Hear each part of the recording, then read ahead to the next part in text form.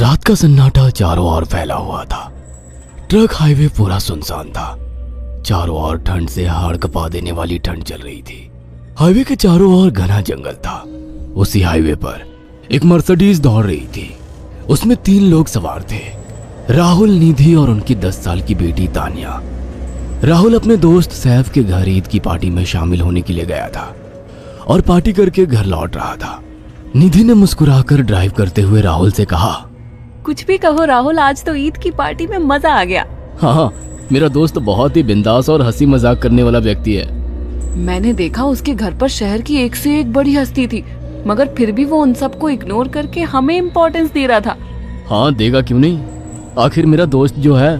सच में राहुल, अमेरिका से इंडिया लौटकर बहुत अच्छा फील हो रहा है। वैसे तुम्हारा दोस्त सचिन अभी तक नहीं आया अमेरिका से? निधि की बात सुनकर राहुल चौंक कर बोला, ओह शिट यार, उसका फोन आया था कि वो इंडिया आ रहा है। उसने बोला था कि मुझे एयरपोर्ट पर पिक कर ले। निधि बहुत नाराज होगा वो। कोई बात नहीं, उससे बोल देना कि तुम्हें बिल्कुल याद नहीं रहा और फिर तुम्हें सैफ की इनवाइट की हुई ईद पार्टी में भी तो शामिल होना था। निधि ने इतना बोला ही था कि उसकी बेटी तानिया ने अपनी माँ की ओर देखकर कहा, मुझे भूख लगी है माँ, और प्यास भी। तानिया की बात पर निधि ने बुरा सा मुंह बनाकर उसकी ओर देखकर कहा, पार्टी में तो इतना खाया था तुमने, फिर भी भूख लगी है। निधि की बात पर तानिया ने मासूम सा चेहरा बनाकर कहा, कोई बात नहीं मम्मी, मुझे पानी ही पिला दीजिए।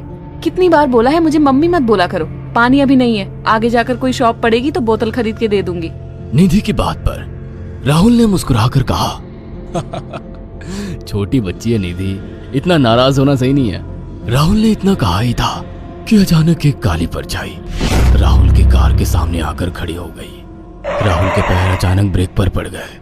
गाड़ी तेज रफ्तार में थी। ब्रेक अचानक लगने से पलटते पलटते बाल बाल बची थी। राहुल के चेहरे पर भयानक ठंडी में भी पसीने की बूंद टपकने लगी। वो दोनों कार से बाहर निकल आए। निधि ने डरते हुए कहा, आखिर कौन था ये? ऐसा लगा जैसे कि कोई भयानक काली परछाई मेरे कार के सामने आकर खड़ी हो गई हो।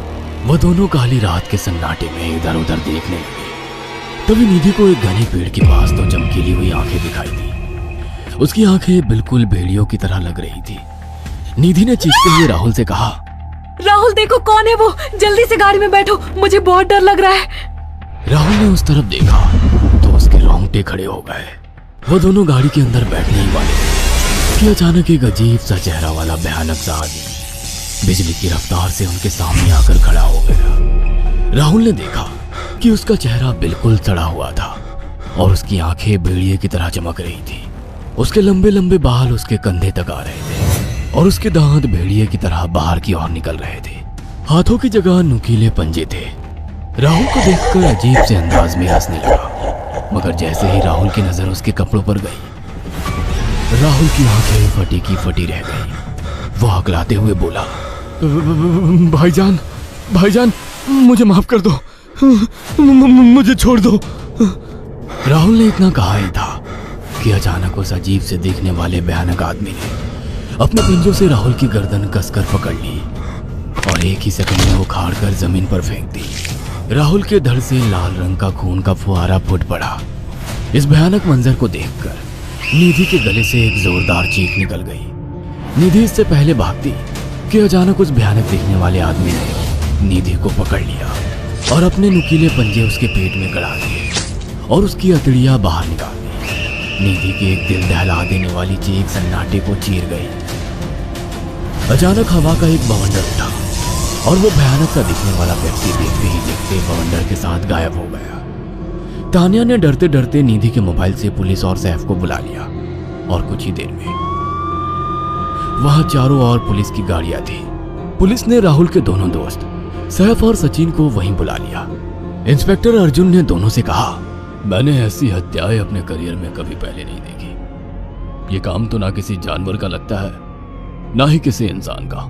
सचिन कपकपाती हुई आवाज में बोला, आप कहना क्या चाहते हैं? कुछ कह नहीं सकता।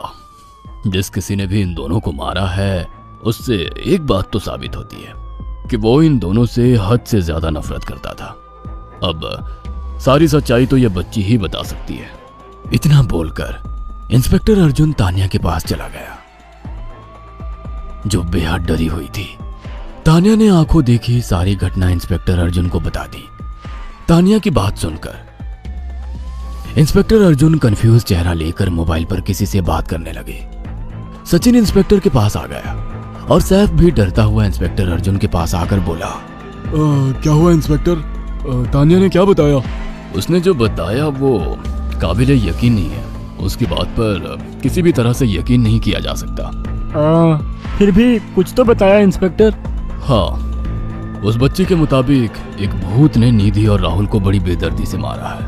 इंस्पेक्टर की बात सुनकर दोनों बुरी तरह से चौंक गए। क्या मतलब है इस बात का? बच्ची बेहद डरी हुई है। हम आगे की तफ्तीश जारी रखेंगे। निधि और राहुल तो चले गए, अब तानिया को मैं रख लूंगा।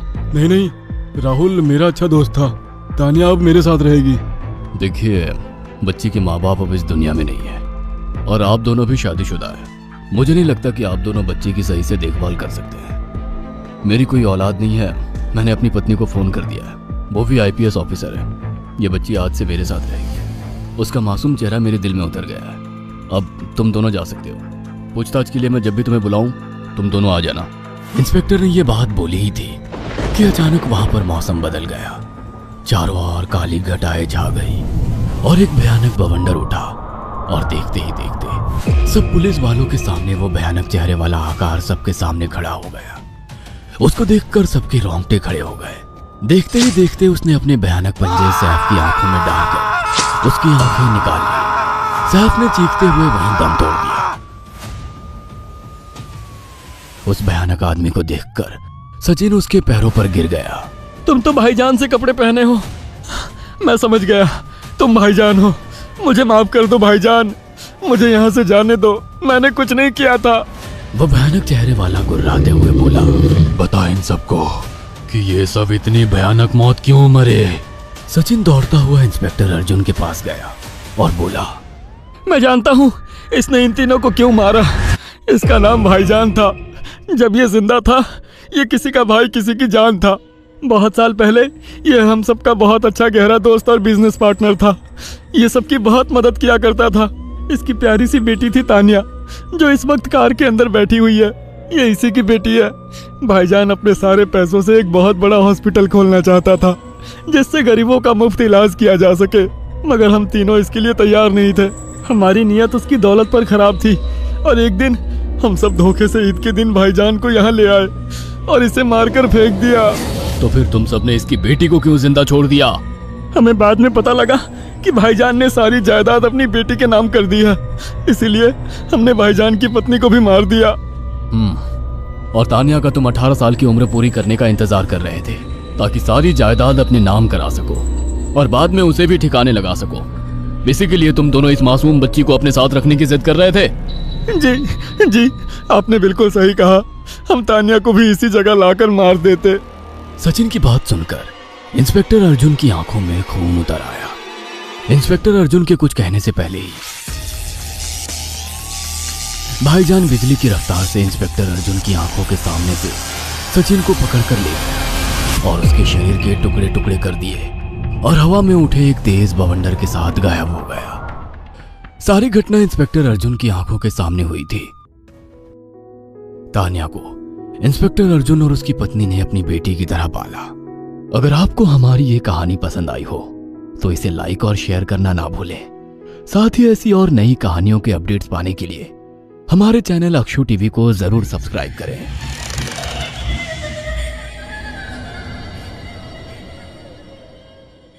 अगर आपको ये वीडियो पसंद आया तो लाइक और सब्सक्राइब करें।